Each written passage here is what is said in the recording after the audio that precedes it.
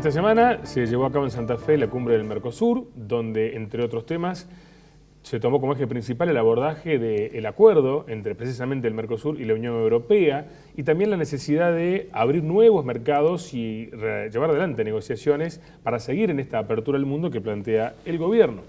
También días atrás estuvo en nuestra ciudad el ministro Dante Sica explicando los alcances finos a empresarios de este acuerdo entre el Mercosur y Europa. Y para abordar toda esta problemática y cómo está hoy el sector empresario, nos acompaña Norberto Delfino, quien es vicepresidente primero de la Cámara de Comercio Exterior de Córdoba. Norberto, un gusto que nos acompañe. Bienvenido. Gracias. Igualmente. Muchas gracias por venir.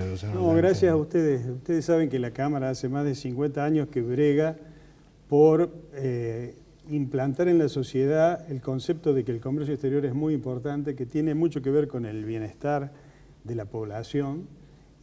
La interrelación con el mundo que un país logra, digamos, tiene directamente que ver con la calidad de vida de su pueblo. Así que todo espacio que nosotros recibimos como para conversar temas atinentes al comercio exterior son bienvenidos y por supuesto los agradecemos. Y estos temas, por favor, estos temas en este último tiempo por lo menos están en agenda. Empieza a haber por parte de la sociedad una atención puntual, sobre todo en estos casos, como lo que mencionábamos recién. Y en esta semana en la que se llevó a cabo la cumbre del Mercosur, ¿qué conclusiones podemos sacar de la evolución de esto que se planteó, que es el acuerdo con la Unión Europea? Bueno, me parece que el acuerdo con la Unión Europea traerá un doble beneficio, además de ponernos en un mercado común de 800 millones de habitantes o un nuevo mercado de 500 millones de habitantes que representa la Unión Europea, con características que podemos analizar después. Además de eso, le da un sacudón al Mercosur, lo saca de 20 años de letargo. Ustedes saben que uno de los inconvenientes principales que tuvo este acuerdo es que en realidad el Mercosur no constituía una zona aduanera común, a diferencia del mercado común europeo, que sí la constituye, ¿no? Entonces hubo que contemplar características especiales de cada uno de los países porque todavía no estamos constituidos como una zona aduanera común. ¿Y por qué lo atribuye usted a eso?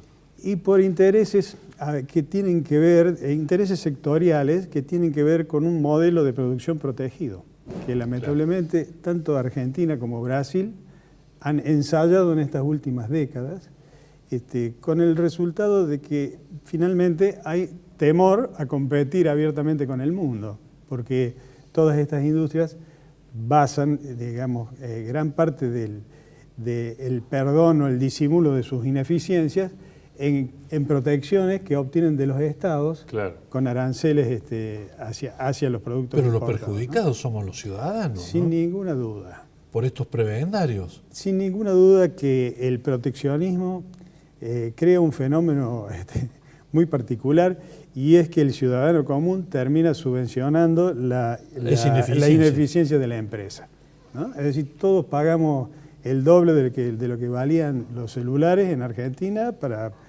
proteger la industria de 5 industriales que estaban en Tierra del Fuego. Claro, sí, exacto, ¿no? Sí. Y esta apertura que plantea otro escenario, digamos, sin duda que para las empresas genera también desafíos. Hace un tiempo ya que se dio a conocer este acuerdo, y ¿qué pulso toma de las empresas en Córdoba? Bueno, acabas de decir la palabra clave, Ariel, porque hay una gran oportunidad y hay un enorme desafío, porque precisamente nosotros tenemos muchos sectores industriales que tienen una gran deuda con la competitividad, pero que se explica por factores que no necesariamente son todos atribuibles a la propia empresa, ¿no? O sea, vivimos en un contexto nacional que no ha sido favorable para que las empresas logren el grado de competitividad que necesitan, particularmente las pymes. O sea, yo siempre digo que Argentina es un país que parece no conocerse a sí mismo, porque tiene un tejido industrial compuesto en un 85-90% por micro, pymes y medianas empresas. Y sin embargo, toda la legislación tributaria y la legislación laboral parece hecha para grandes empresas como pudieran ser Asindar, Arcor, Techin, ¿no? Entonces, esto lleva a una situación en que si uno ve el balance de una pyme antes de impuestos, esa pyme gana 30, gana 25% de su evolución. Cuando ve el mismo balance después de impuestos, esa pyme perdió el 1% o ganó el 1%. ¿no? Claro.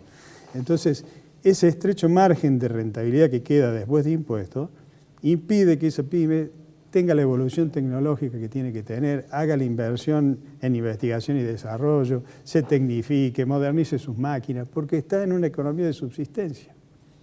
Y por otro lado no crecen porque la legislación laboral vigente hace que cada empleado que tome una pyme de 5 o 10 empleados constituya un pasivo contingente muy grande. imponderable. Así es. Imponderable, que se puede llevar puesta la empresa tranquilamente, ¿no? Entonces, nosotros tenemos que resolver esas dos cuestiones para tener derecho a pedirle a nuestras pymes que realmente estén ayornadas, sean competitivas y tomen la punta tecnológica del desarrollo industrial como para ser competitivas a nivel global.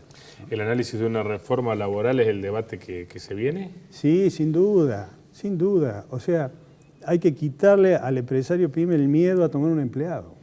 Es decir, hay 1 millón de pymes. Con que cada pyme tome un empleado formal, tenemos 1 millón de puestos de trabajo formales.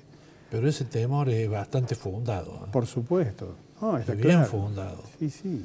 Y además, como usted dice, en los convenios colectivos de trabajo, se sienta Fiat, se sienta Volkswagen, digamos, en la industria metálica, Metalmecánica, sí. o los metalúrgicos. Pero usted tiene razón. Si yo tengo un tallercito en Belén, en Catamarca, con 4 empleados, ¿cómo me van a aplicar a mí ese convenio? Claro. Me revienta. Exactamente. Tendría que haber una diferencia especial, ¿no es cierto? Sí, por lo menos una consideración respecto a los riesgos contingentes, digamos, que eso implica. Y que no necesariamente tienen que ver con el salario del trabajador en el bolsillo, sino que tienen que ver con el costo laboral. Con el costo laboral. Que es una cosa totalmente distinta. Así es. Digamos, ¿no? Y leyendo el informe presentado por el ministro Sica, en donde se daban algunos detalles de este acuerdo, se mencionaba el beneficio para las provincias, un crecimiento de un 12%, y también se hacía referencia a el resultado positivo que tuvieron las economías que lograron acuerdos, los países como Chile, como México, por ejemplo, con Europa. Ahora, nosotros tenemos reformas que hacer anteriormente, inversiones, desafíos.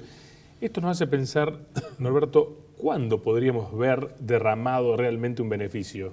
Bueno, sin duda esto requiere de políticas de largo plazo, políticas de Estado que tienen que trascender gobiernos, digamos, esas reformas que el país se debe, que tienen que ver incluso hasta con su composición laboral, porque un país de 44 millones de habitantes, donde la clase activa son solo 11 millones, y de esos 11 millones, 3 millones son empleados públicos, o sea, sobre la producción de bienes, servicios y demás, de 8 millones de argentinos cae el peso de toda esa estructura.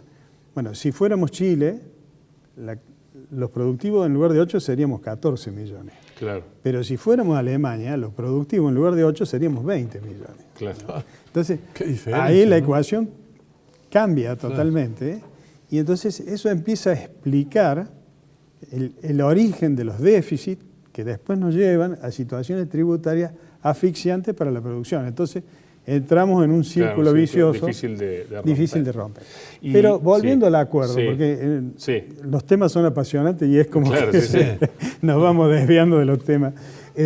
Volviendo al acuerdo, yo creo que parte de esta oportunidad es que difícilmente consigamos un acuerdo tan benévolo como el que hemos conseguido, ¿no? Porque Europa o la Unión Europea constituye un socio a medida, digamos, como para entrar en la globalización. ¿Por qué? Porque es un mercado que no va a competir por bajo precio o por bajo costo de la mano de obra, como podría ser el caso de China, de Malasia, de Corea, de los países del sudeste asiático, ¿no es cierto?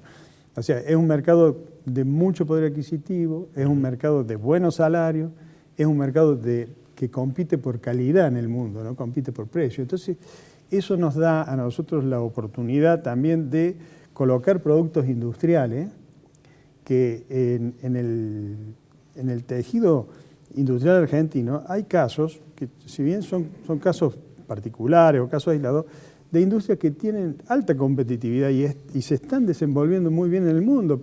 Incluso en Córdoba nosotros tenemos muchas empresas internacionalizadas. Ni hablarlas del sector tecnológico, ¿no? Ni hablar del sector tecnológico, pero incluso de las que producen bienes. Claro, sí, sí. Hace unos años hicimos el directorio de oferta exportable en la agencia ProCórdoba y logramos en ese momento inscribir 1.200 empresas. Bueno, hoy hay 1.600 empresas en Córdoba, exportadoras o en proceso de exportación. Claro. ¿No? O sea, haciendo acciones de comercio exterior. Eso es bueno. Eso es muy importante. Muy bueno. Muy bueno, sí.